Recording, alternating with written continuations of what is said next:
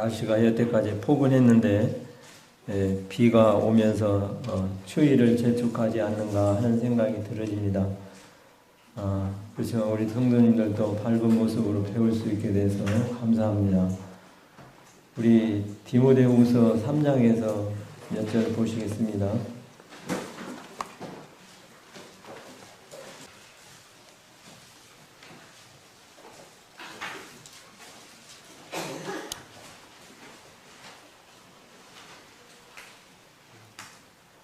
우리 3장 1절부터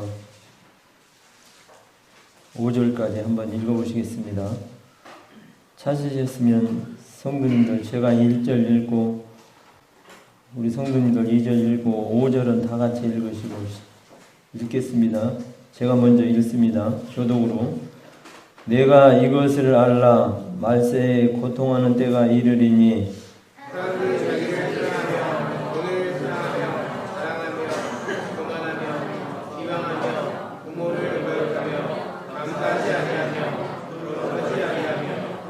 무정하며 원통함을 풀지 아니하며 참소하며 절제하지 못하며 사나우며 선한 것을 좋아하지 아니하며 배신하며 조급하며 자만하며 사람을 당하기를 하나님 사랑하지 못하며 같이 읽어요. 경건의 모양은 있으나 경건의 이유가 없나니 이 분자기에서 내가 도와사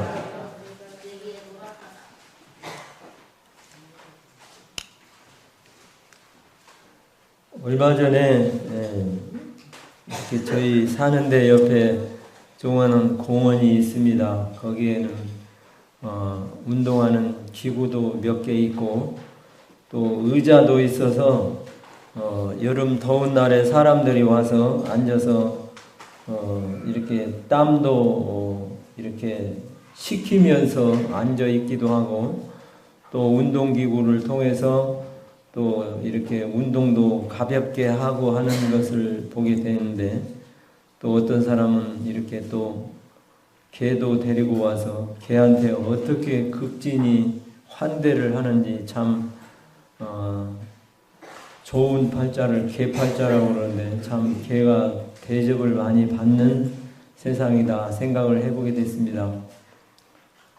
근데 그 학생들은 또 조그만한 그 인조로 만든 그 장소가 있어서 거기서 공을 차고 그러는데 한 중학생쯤 되는 이런 학생들이 공을 차는데 아주 그냥 공을 열심히 차면서 또 그냥 하는 얘기인데도 불구하고 말이 굉장히 거칠게 하는 것을 볼 수가 있었어요.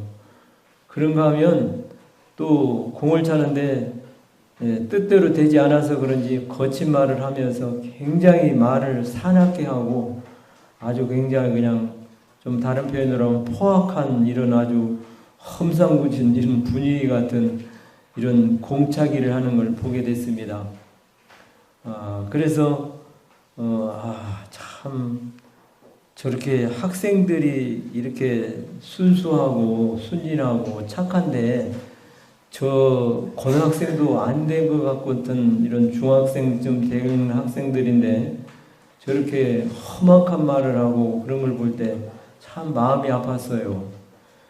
그냥 사람이 학생 시절에는 아직 좀 온순해도 세상을 살아면서 저항을 받고 또 스트레스를 받고 하다 보면 이렇게 또 거칠은 말을 하게 되고 그럴 텐데 학생 때 저렇게 말을 저렇게 하면서 하는 걸 보게 되고 그런 모습을 보면서 저게 모습이 어른들을 통해서 배운 우리의 모습이 아닌가 하는 생각을 이렇게 참 생각하면서 이렇게 마음이 안 좋았습니다. 학생들이 좀 온순하니 이렇게 좀 좋은 태도가 있을 때 학생들이 보기가 좋고 그런데 그런 걸 느끼게 되면서 이 말씀이 생각을 하게 됐습니다.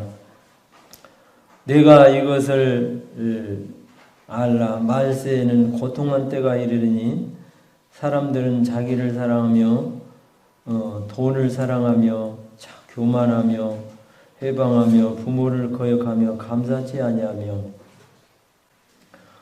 그래서 우리 사람들에게 있어서 하나님을 불신한 우리 인간들은 이렇게 하나님을 사랑하는 것보다는 자기를 사랑하고 돈을 사랑하고 또 하는 것을 누구나 경험을 하셨을 것이고 오늘날의 세대를 바라보는 우리들의 모습이 아닐 수 없다 하는 것을 느낄 수가 있습니다.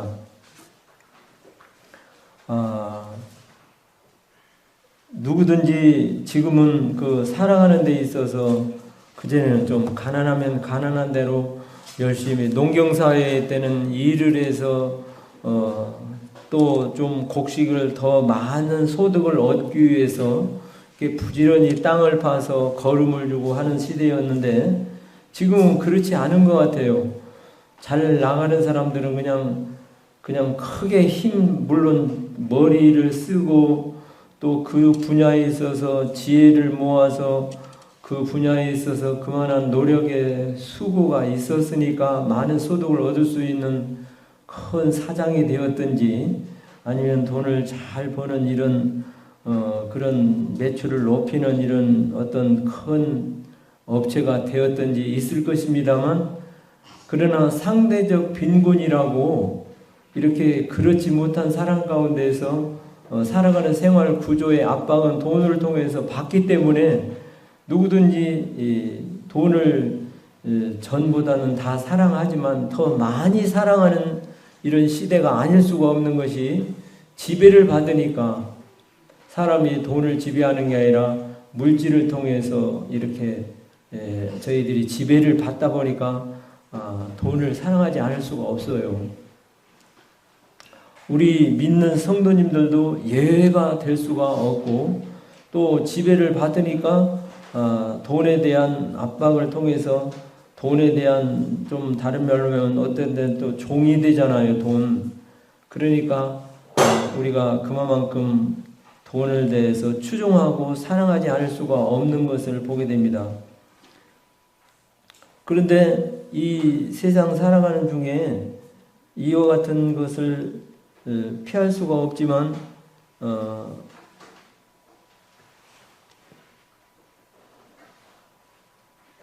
또 우리들에게 있어서 교만하며 회방하며 하는 것을 뿐만 아니라 또 돈에 앞서다 보니까 부모를 거역하며 감사치 아니하며 또 무정하며 원통하다고 말씀하십니다. 이 모든 것이 우리 성도님들이나 저 자신이 이겨낼 수가 없어요. 육신적으로 지배를 받으니까.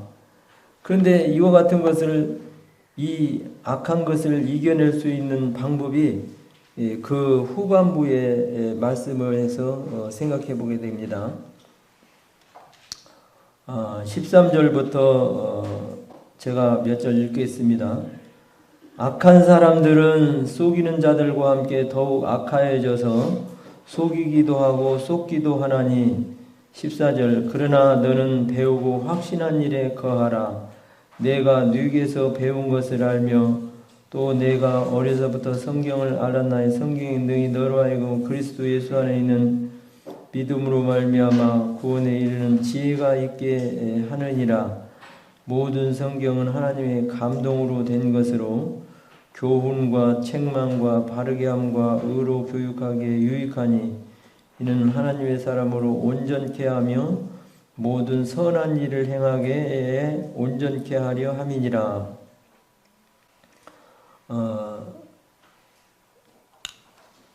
14절에 보니까 세상은 속이기도 하고 속기도 하고 그런데 14절에 너는 배우고 확신한 일에 거하라 이렇게 말씀하셨습니다. 내가 네게서 배운 것을 알며 말씀하시고 계십니다. 여기에 14절에 배우고 확신한 일에 거하라. 우리가 하나님 앞에 나와서 또 세상에서 또 이렇게 좋은 얘기는 많이 배웠을 것입니다만 구원 진리를 통해서는 하나님 앞에 나와서 믿음으로 구원받는다 하는 것을 배워서 구원받게 됐습니다. 그런데 배우고 확신한 일에 거하라고 말씀하시는데, 우리가 누구를 통해서든지 하나님 말씀을 통해서든지 읽고 듣고 또 교훈으로 많이 듣게 되었었잖아요. 그 전에 그 벽제 화장터에를 이렇게 어떤 그 모치님이 돌아가셔서 이렇게 조문객으로 따라간 적이 있어요. 그런데 벽제 화장터 그때 갔다는 화장을 시키면 돈을 줬어요. 정부에서, 서울시에서. 돈 얼마를 줬는데 지금은 화장터 비용을 많이 내야 돼요. 화장 문화가 바뀌어가지고. 그래서 거기를 가서 이제 그 모치님이 아들이 먼저 세상을 떠나고 그 후에 모치님이 세상을 떠나셔서 이렇게 그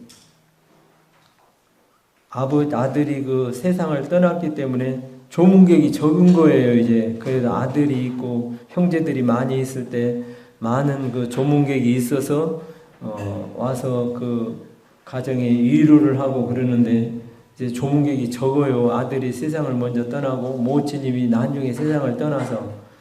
그래서 거기를 가서 이제 한 10시쯤에 갔는데 이제 도착을 해서 절차를 밟아서 그 이제 화장터 그 화장시키는데 관을 넣고 이제 2시간 있다 오시오. 그래서 데리고 간 그 상을 당한 그 가정에서 그냥 이렇게 버스 운전사와 그 조문객들과 함께 가서 식사를 이렇게 하고 오시오 하면서 이제 안내를 해서 거기 가서 얘기를 하고 이제 그런저런 얘기를 하는 거예요. 그런데 거기서 들은 얘기입니다만 이 운전사가 얘기를 하다 보니까 여러 사람의 장례를 싣고 운구를 이렇게 화장터에 싣고 다니다 보니까 이제 여러 사람을 겪는 거예요. 그 중에 어떤 사람들은 이제 아버지가 돌아가셨어요. 어머니는 살아계시는데, 그래서 이제 이 아버지가 돌아가셔서 형제들이 몇 형제가 되고 딸도 있고 그런데 이제 장례차에 운구차에 타서 이렇게 그 화장터로 이동을 하는 중에 이제 차 안에서 아들들은 대부분이 이렇게 좀 이렇게 형제지간에 우애도 있고 그러니까 부모는 살아계셔서 자식들에게 유언을 할 때 내가 너희의 옆에 죽더라도 너희 형제지간에 동기간에 우애 있게 잘 지내고 화목하게 잘 살아라 하는 이 부모의 유언이 있었습니다. 그런데 차를 타고 가다 보니까 어떻게 얘기가 나오는데 우리가 당신이 큰아들이니까 그래도 강남에 있는 집이 그래도 우리가 가져야 될 거 아니냐 목소리를 내는 거예요. 둘째 며느리가 또 한마디 하는 거예요. 그러면 우리가 저기 어디에 좋은 상가가 있는데 그 상가는 우리가 그래도 가져야 될 거 아니냐. 셋째 넷째 또 딸도 있고. 그러니까 아버지 시신을 모시고 화장터로 가는 중에 이렇게 이제 재산으로 인해서 이렇게 원성이 높아지는 거예요. 차 안에서. 그런 얘기를 하는데 그냥 그게 현실이다. 그 운전사가 그렇게 얘기를 하는 것을 보면서 사람들이 돈을 사랑하기 때문에 어쩔 수 없는갑다 하는 건데 그냥 그 모치는 이게 어떻게 누구 얘기를 어떻게 교통정리를 할 수도 없고 목소리를 높아지니까 이게 아주 곤란한 거예요. 돈 얘기를 하다 보니까 부모가 안 보이는 거예요. 부모의 그 어린 시절에 우리를 먹여주고 입혀주고 가르쳐 주셨던 그 좋은 부모는 이제 커서 각기 이제 살림 따로 살다 보고 이렇게 살다 보니까 이제 사랑스러운 부모가 아니라 돈을 먼저 가져야 된다는 이 부모 상 앞에서 이렇게 얘기가 이렇게 진행되는데 이게 현실이다 하는 것을 얘기를 들려주게 돼서 들은 적이 있습니다만 돈을 사랑하다 보니까 부모가 안 보이는 거예요. 사람이 자기를 사랑하며 돈을 사랑하다 보니까. 그런데 이 하나님 말씀 14절에는 너는 배우고 확신한 일에 거하라 이렇게 말씀하십니다. 그래도 우리 성도님들을 이 하나님 말씀을 통해서 내 이웃을 내 몸과 같이 사랑할 뿐만 아니라 자기 친족 형제를 돌아보고 누구든지 자기 친족 형제를 돌아보지 않는 자는 불신자보다 더 악한 자니라 하는 말씀을 우리가 읽었든지 들었든지 하면서 가족을 사랑해야 되는 것을 하고 또 경우적인 이해보다는 사랑으로 서로가 이렇게 가족을 품고 가족을 포용하고 사랑 안에서 화목하게 지내야 되는 것이 우리 믿는 성도들의 삶이 되어져야 되고 또 행해져야 될 우리의 일이잖아요. 그런데 그렇지가 않다는 거예요. 이 세상이. 그래서 돈으로 내 눈에 가리워질 때는 형제도 자매도 또 그렇게 보이지 않는 것이 세상의 일인데 하나님 말씀에 현대인의 성경에 보면 그러나 너희들은 배운 대로 잘 살아라 이렇게 교훈 안에 거하라 하는 것을 말씀하는 걸 보게 됩니다. 아이들을 이렇게 학원을 보냈든지 과외를 하는 데를 보냈든지 보내면 이렇게 가서 시험 기간도 얼마 남지 않고 그랬으니 선생님 말씀 잘 듣고 공부도 잘하고 와라 이렇게 밥을 잘 먹여서 학교 갔다 온 아이들을 이렇게 보내는 것이 부모의 이렇게 사랑스러운 교육 방법입니다. 그러면 이제 알았다고 갔는데 도서관을 갔든지 학원을 갔든지 선생님이 얘기해 줄 때 잘 듣고 잘 받아서 적던 머릿속에 암기를 했든 잘 들어야 되는데 그냥 물 먹으러 왔다 갔다 하다 보면 또 물도 먹어야죠. 목이 마를 때. 근데 왔다 갔다 하면 공부를 뭘 했는지 다 이미 시간은 다 되었고 그냥 잘 메모를 해서 가서 공부를 하든지 머릿속에 잘 암기를 해서 공부를 다시 복습을 하든지 해야 되는데 그냥 다 까서 잡숴버렸어요. 그냥 물 먹으러 몇 번 왔다 갔다 보니까 선생님이 무슨 얘기를 어떻게 했는지 안 했는지 시간을 갔으니까 또 퇴근을 해야 될 거 아니에요. 또 학생들도 그렇게 시간을 보내는데 부모님 말씀을 이렇게 잘 귀담아 듣고 교실 안에서 좀 참으면서 목이 말라도 이렇게 잘 했어야 되는데 다 놓쳐버렸어요. 이게 배운 확신 가운데 거하는 게 아니에요. 머무르는 게 아니에요. 거한다는 것은 머물러 있는 것을 말씀하시는 거예요. 이 학원 공부하는 학생이 학원 강당에 모여 있었던 것이 거하는 것이지 왔다 갔다 들락날락 하는 것이 거하는 것이 아니에요. 그래서 그냥 시간이 다 갔는데 현대인의 성경에는 너는 배운 대로 그 교훈 안에서 잘 살아라 거하는 것을 그렇게 말씀하신 것을 보게 됩니다. 그래서 우리 성도들이 하나님의 말씀을 순종이 제사보다 낫다고 제사보다 순종이 나은 것인데 순종이 이렇게 하기가 힘든 거예요. 내 형제를 사랑하면서 또 내 배운 바 하나님 말씀 안에 배운 대로 교훈을 따라서 살아가는 것이 중요한데 그렇지 못하잖아요. 그런데 14절부터 우리가 하나님 말씀을 쫓아서 믿음으로 순종을 하게 되게 될 때에 이렇게 이 말씀을 우리 지표로 삼고 살아갈 수가 있대야 하는 것을 생각하게 됩니다. 16절을 보게 되면 모든 성경은 하나님의 감동으로 된 것으로 하나님께서 우리 인생을 후해서 만드셨지만 우리 마음에 감동을 주셔서 교훈과 책망과 바르게 함과 의로 교육하게 유익하게 하셨다고 말씀하셨습니다. 교훈이 뭐예요? 교훈은 하나님 말씀에 교훈이라는 뜻은 타이르고 가르쳐준다 하는 뜻이 있어요. 교훈이라는 뜻이. 예, 그래서 우리가 세상에 살아갈 때 어떻게 살아가느냐 하는 것이 지침이 뿐만 아니라 방향 표조가 되고 이정 표시가 되고 우리에게 가르쳐주는 하나님의 말씀입니다.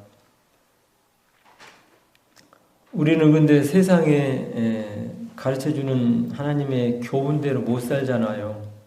다 따라서 못 살게 되는 것이 우리 약함입니다. 그래서 우리는 실패하고 넘어지는데 그때 우리들의 마음에 하나님께서 사인을 주시는 거예요. 너 이러면 안 돼 하는 것이 우리 양심 속에 떠오르게 되는데 이게 하나님의 책망인 거예요. 우리 내 속 사람에게 주는 것이 너 이러면 안 돼. 너 이렇게 자꾸 좌로우로 틀어지면 안 돼. 차를 몰고 가다 보면 반드시 바르게 잘 갈 수도 있지만 길이 교통 상황이 이렇게 너무 밀려서든지 길이 좋지 않아서든지 이리 갔다 저리 갔다 하면서 그런 동안에 너무나 또 불안전하게 이렇게 가는데 그때 판단되는 생각이 뭡니까? 이러면 안 되지. 이러면 안 되지. 하는 것이 책망인데 책망의 뜻은 4절에 보니까 우리의 허물을 꾸짖는다는 책이 뜻이 있어요. 우리의 허물을 지적하는 거예요. 우리의 허물을 꾸짖는 거예요. 너 그러면 안 돼 하는 것이 이 말씀입니다. 우리 잠언 1장에서 한 절 찾아 읽어보시겠습니다. 지혜 문서라고 하는 잠언서에 보면 책망과 꾸지람이 많이 있어요. 우리 1장에서 한 절 찾아보겠습니다. 1장 25절 찾아서 한번 읽어보실까요? 찾으셨으면 시작. 도리어 나의 모든 교훈을 멸시하고 나의 모든 책망을 받지 아니하였은즉 26절에 보면 너희가 재앙을 만날 때 내가 웃을 것이며 너희에게 두려움이 임할 때 내가 비웃으리라. 30절, 31절, 32절까지 한번 읽어보시겠어요? 시작. 나의 모든 교훈을 받지 아니하고 모든 책망을 업신여겼습니다. 그러므로 자기 행위의 열매를 먹으며 자기 꾀에 배부리라. 어리석은 자의 배부는 자기를 죽이며 미련한 자의 안일은 자기를 멸망시키느니라. 오직 나를 듣는 자는 재앙에 두려움이 없이 두려움 없이 평안하리라. 솔로몬의 많은 아들들이 아버지 말을 잘 안 들었던 것 같아요. 그래서 그 여러 훌륭한 아들들이 있었지만 그러나 나의 모든 책망을 듣고 돌이키라. 나의 모든 교훈을 받지 아니하고 내 책망을 업신여기면 자기 행위의 열매를 먹으며 자기 꾀에 배부리라. 하나님 말씀 적극적인 순종이 있어야지만 어리석게 퇴보하는 자는 이렇게 너희가 그 행위의 열매를 먹으며 자기의 꾀에 배부리라. 패가 망신한다는 거예요. 그래서 이렇게 교훈을 말씀하시고 책망을 말씀하시는데 그런데 아들들이 들어야 말이죠. 솔로몬의 아들들이 이렇게 들은 아들도 있겠지만 그 훌륭한 아버지 밑에서 아버지의 교훈을 잘 들었던 아들이 많지 않는 거예요. 오늘날에 하나님께서 우리에게 주시는 하나님의 공고의 말씀이라고 하는 것입니다. 그래서 책망을 잘 듣는 것이 우리에게 지혜인데 하나님 말씀 29장에 가서 보면 자주 책망을 받으면서도 목이 굳은 사람은 갑자기 패망을 당하고 피하지 못한다. 그런 경고의 말씀도 있어요. 저는 술 먹는 사람을 본 적이 있는데 근데 술을 그렇게 먹지 말라고 해도 그냥 술을 그렇게 중독이 돼서 끊지 못하는 거예요.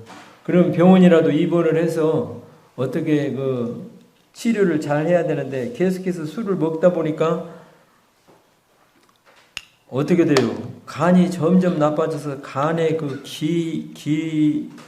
기능을 잘 하지 못해서 이제 우리 간에서 이렇게 뭐 피가 많이 오고 그러면 간에서 조절을 하는데 피가 막 솟쳐 오르면 간의 기능이 이제 뒤떨어져 가지고 기능이 다 돼 가지고 그 간에서 목에서 피가 나오는 가운데 이 기도를 막아버렸어요. 그래서 혼자 그냥 집에서 질식사에 있는데 당신은 지금 간이 좋지 않으니까 술을 절대 먹으면 안 된다고 이 권고를 들으면서 자기 책망을 받으면서도 듣지 않으면 이 건강상이든지 어떤 일에 갑자기 패망을 당하게 되는데 하나님 말씀이 우리에게 이와 같다고 하는 거예요. 그래서 책망은 잘 듣는 것이 하나님 앞에서 우리가 복받을 길이다 생각을 하게 됩니다. 그 영국 속담에는 그런 얘기가 있습니다. 하루를 행복하려면 이발을 해라 하는 얘기가 있어요. 그래서 우리 성도님들 이발을 하고 목욕을 싹 하고 그러면 오늘 그냥 컨디션이 기분이 좋지 않습니까? 우리 자매님들도 머리를 이쁘게 잘 단정하게 하고 그냥 화장을 잘하고 밖에를 나가셨는데 아유 오늘 왜 이렇게 이쁘냐고 그러면 기분이 좋잖아요. 오늘 왜 이렇게 쑥맥같이 이렇게 안 이뻐 그러면 김 새는 건데 아유 오늘 그냥 아주 머리도 이쁘고 그냥 아주 헤어스타일 뿐만 아니라 옷도 단정하게 입고 이쁘다고 그러면 기분이 좋은데 하루를 즐거우려면 이발을 하는 거예요. 머리를 하는 거예요. 그 다음에 하나님 앞에 한 달을 행복하라면 결혼을 해라. 결혼이 한 달밖에 안 간대요. 행복이. 그래서 한 달을 행복하려면 결혼을 해라. 그런데 그것은 세상에서 하는 얘기고 주님 안에서 형제가 자매가 형제를 잘 섬기고 주님 잘 섬길 때 한 달 더 가요. 큰 탈이 없으면 잘 가는 거예요. 그래서 왜 한 달인가 했더만 한 달 이렇게 살다가 보면 이렇게 또 뭐 좋은 점이 많이 있었는데 월급날 월급이 안 갖다서 월급을 갖다 주면 한 달 가면 아유 왜 이렇게 행복한 것이 그냥 돈이 없으면 자극을 받을지 모르는 거예요. 오늘 디모데후서 3장이 돈 얘기인데 그래서 한 달을 행복하려면 결혼을 하고 한 달 더 하니까 우리 결혼 안 하신 형제 자매들 기도해서 좋은 믿음의 배필을 만나서 가정을 이루고 이렇게 오랜 세월 동안 행복하게 사는 좋은 모습들을 보여줬으면 더 감사하겠습니다. 그 다음에 평생의 행복을 하라면 정직하게 살아라. 하나님 말씀에 그런 교훈으로 그런 속담이 있대요. 영국 속담에. 그래서 평생을 살면 하나님 앞에 정직하게 사는데 정직하게 살면 그만큼 이렇게 내 생각을 접어야 되잖아요. 내가 어떤 이기적인 욕구가 일어날 때에도 아니야 하면서 하나님의 말씀으로 그것을 누르고 또 하나님 말씀으로 순종하면서 정직하게 살 때 평생에 행복한 사람이 된다 하는 것을 보게 됩니다. 그 어떤 사람이 그랬대요. 이 하나님 앞에 하나님을 믿고 사는 사람이 아니고 어렸을 때 이웃집에 가서 조그마한 물건을 가져왔는데 그것을 그 엄마가 왜 이런 걸 가져와? 나무를 가져오면 안 되는 거야. 나쁜 사람이야 하면서 호통을 쳐가지고 야단을 쳐서 그에게 버릇을 고치고 그 다음부터 행동하지 않게끔 이렇게 그것은 책망을 하면서 주의를 줬어야 되는데 아이고 애들이 뭐 그 뭐 좀 그 하찮은 건데 뭐 좀 가져와서 뭐 그런갑다 하지 하면서 사랑으로 봐준 거예요. 근데 이제 크면 안 할 거야. 우리 애는 착하니까. 그리고 묵인을 했어요. 그런데 이 바늘도둑이 우리 옛 어른들 말씀에 소도둑 된다고 작은 것을 갖춰서 자기가 그냥 재미있게 그것을 놀았는데 다음에도 또 어디 가서 그런 걸 또 주워온 거예요. 나무 집에 가서. 아이 근데 우리 집에서는 가난해서 그런지 그런 걸 사주지도 않고 그런데 아주 신기하고 그냥 아주 되게 기쁨이 되고 그거 가지고 또 잘 놀기도 하고 그러니까 즐거움이 됐어요. 그래서 이것을 엄마가 이러면 나쁜 사람이야 하면서 호통을 쳐서 그 습관을 바꿔야 되는데 이 뭐 바늘도둑이 뭐 어디까지 간 거예요. 그래서 이제 나중에는 어떤 큰 죄명으로 인해서 이렇게 이제 형무소에 가서 이제 최고의 형량인 사형까지 이렇게 이제 받게 된 거예요. 그 이제 자기 늙은 어머니가 자기 아들이 형무소에 갔다 오르니까 가서 이제 면회를 해서 이렇게 그 아들을 보면서 아들아 어떻게 이런 짓을 했느냐 하면서 그런저런 얘기를 이제 모자간에 얘기를 하는 거예요. 그런데 이제 인사를 하고 이제 가려고 하는 이와 같은 그 아들이 엄마의 입을 콕 찌르는 거예요.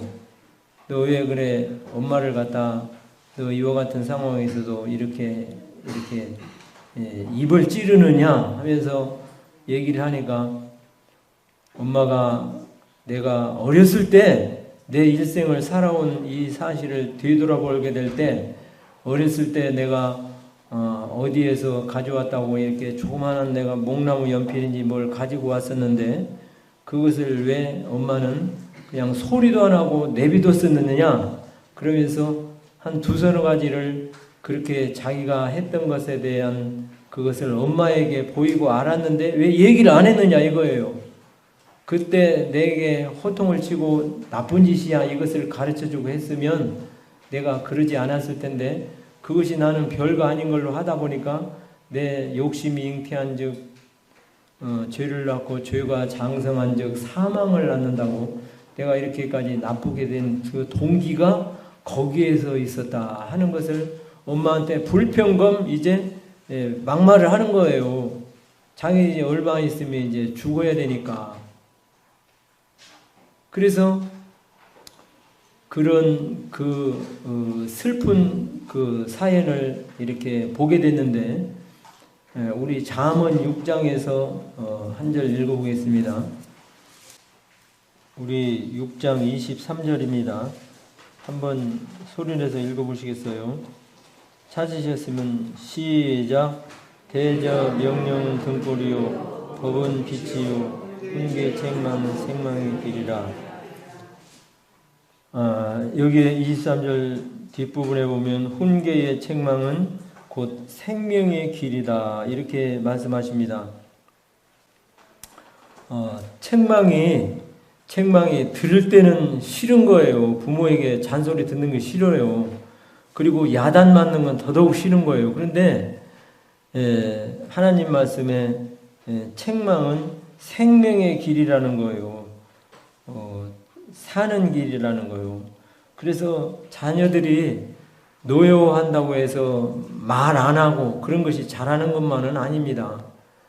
그냥 좀 뭐 쓰디쓴 쓴소리도 하면서 자녀도 이렇게 좀 훈계를 받으면서 혼나가면서 그래야지 그냥 이렇게 자녀를 갖다가 너무나 이렇게만 키우다 보면 잘하는 것 같지만 그게 잘한다고 말할 수 없어요.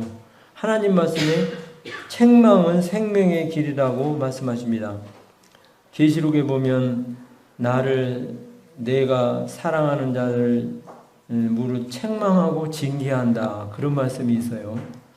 그래서 하나님 말씀에 책망은 생명의 길이다 이렇게 말씀하시는데 요한 1서에는 사랑에 관한 말씀이 많이 있어요. 사랑은 여기 있으니 우리가 하나님을 사랑한 것이 아니요 오직 하나님이 우리를 사랑하사 그 아들을 세상에 보내셨습니다. 그런가 하면 사랑 안에 두려움이 없고 온전한 사랑이 두려움을 내어 쫓는다. 그러면서 사랑에 관한 말씀이 많이 있어요. 형제들아 우리가 서로 사랑하자. 말과 혀로만 사랑할 것이 아니라 행함과 진실함으로 하자. 사랑에 관한 말씀이 많이 있는데 요한 2서는 똑같은 사도 요한이 썼음에도 불구하고 진리를 강조하는 것을 보게 됩니다. 그래서 사랑하는 자들아 너희가 진리 안에서 행한다 하니 내 마음이 심히 기쁘도다. 내 자녀들이 진리 안에서 행하는 것을 듣는 것보다 더 좋은 일이 없다 하면서 진리를 강조하는데 진리를 주장하고 사랑을 주장하고 그러면 어느 것이 옳은 거예요? 사랑을 낮춘다고 하면 저 사람은 사랑이 없다. 진리를 강조하다면 아니 사랑을 강조하다 보면 저 사람 저렇게 해가지고 애들 버릇을 어떻게 고치려고 그런다고 하면서 이렇게 또 야단을 칠 수가 있을 거예요. 근데 저는 그냥 애들을 때리기만 해가지고 내가 아빠에 대해서는 아주 그냥 좋은 기억이 하나도 없어서 지금도 원망을 들으니 앞으로 원망 들을 일을 생각하면 깝깝해요. 엄마는 말이야 아빠가 때리면 못 때리게 해가지고 이제 모른 척 해가지고 우리가 이렇게 두드려 맞고만 살았다. 그러니 우리 자매가 나 때문에 그냥 당신 때문에 나 때문이요 사실은. 그래서 우리 집에 이 자녀 교육에 대해서 얘기한다면 아빠가 그렇게 때리기만 하면 지금도 마음이 아프고 그런 적도 있습니다만 근데 사랑으로 무조건 덮는다는 것도 이렇게 유해 준다는 것만 해도 잘한 것이라고 할 수가 없어요. 이 죽는 이 사형수에 보게 되면 이 바른 교훈을 가르치고 책망을 했어야 되는데 책망이 더 나가서는 몽댕이로 이렇게 또 맞아야 되는 관계까지 가는 거예요. 말로 해서 잘 들으면 다행인데 우리 인간의 죄성이 있어서 말로 그렇게 하면 안 되지 네 알겠습니다 하면서 순종하는 데까지 우리가 안 가요. 더 거세게 나가고 더 불순종하는 데 나가는 것이 우리 죄의 근성을 가진 이 육신의 행동이기 때문에 이게 잠언서에 보게 되면 괜히 사람을 때리라고 했겠어요. 듣지 않으니까 해초리로 이렇게 채찍으로 때려서 그 사랑하는 자녀를 잘 키우라는 것이지. 그래서 책망이 생명의 길이다 하는 것인데 진리를 너무 주장을 하면서 애들을 버릇을 잘 가르쳐야지 한다고 하면 사랑이 없는 사람이 되고 또 사랑으로 덮어서 아이고 지금 어리니까 그렇지 크면 다 잘할 거야. 당신은 어렸을 때 이렇게 완벽하게 잘했어. 다 똑같이 하면서 사랑으로 덮다 보면 버릇이 나빠지는 거예요. 그래서 어떻게 하는 것이 정답이라고 다 말할 수 없겠습니다만 진리와 사랑으로 잘 균형을 맞춰야 되는 거예요. 자녀들 버릇을 잘 고치기 위해서는 저 자신부터가. 그래서 하나님 말씀에 이렇게 주장하는데 배우고 확신한 일에 거하게 될 때 교훈도 따르게 되고 책망도 순종하게 되는 것이 하나님의 말씀이다 생각을 하게 됩니다.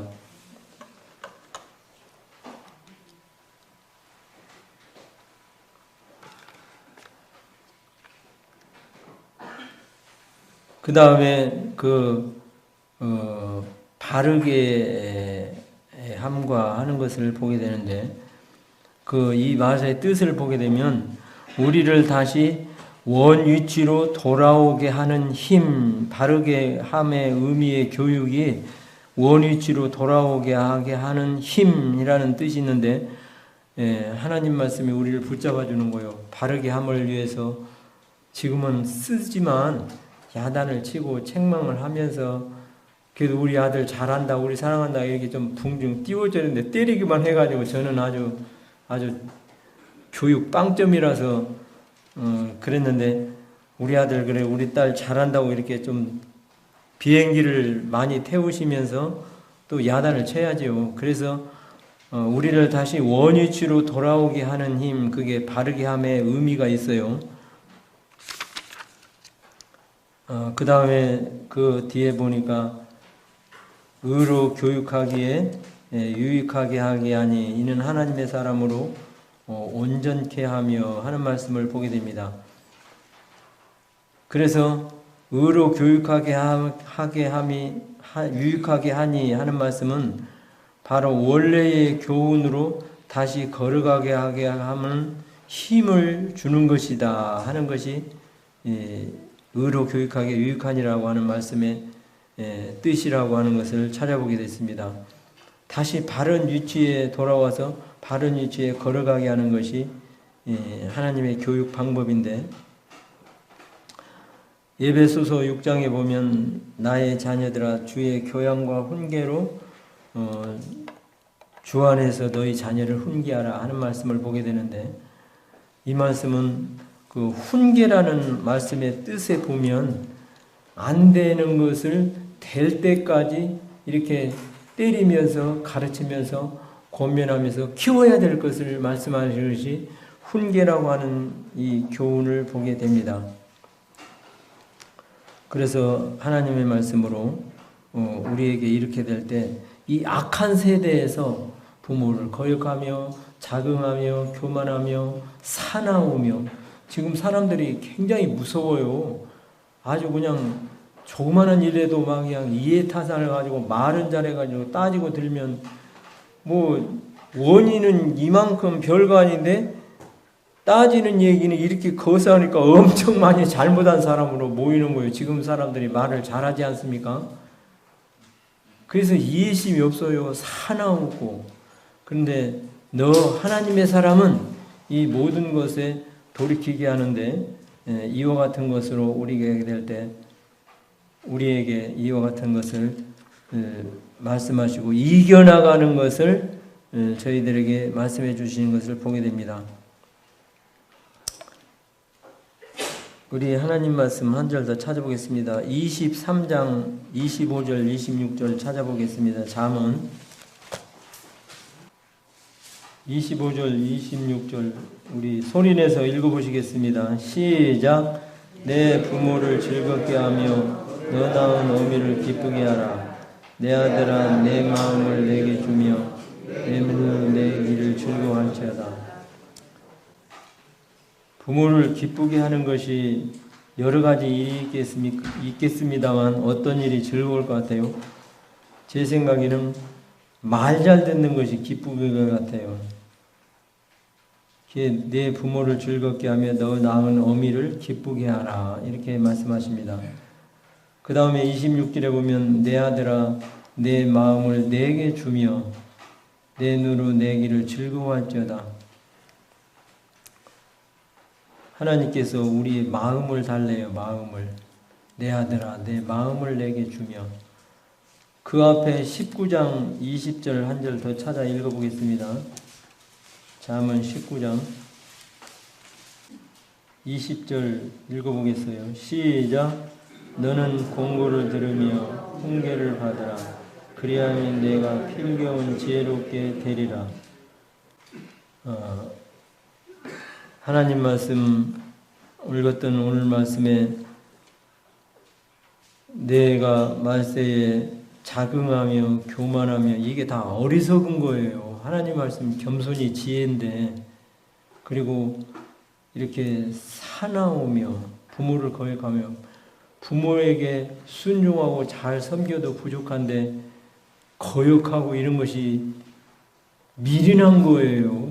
지혜로운 사람은 부모를 잘 섬기는 거예요. 하나님 말씀에 순종해서. 그래서 오늘 읽혀졌던 디모데후서 3장 말씀을 읽으면서 내가 이 모든 일에서 돌아서라 하는 말씀으로 저기하고 배우고 확신한 일에 내가 머물러 살아라 하는 말씀으로 순종하면서 한 주간에도 주님 안에서 승리하시는 우리 모든 분들이 되시기를 바랍니다. 이상입니다.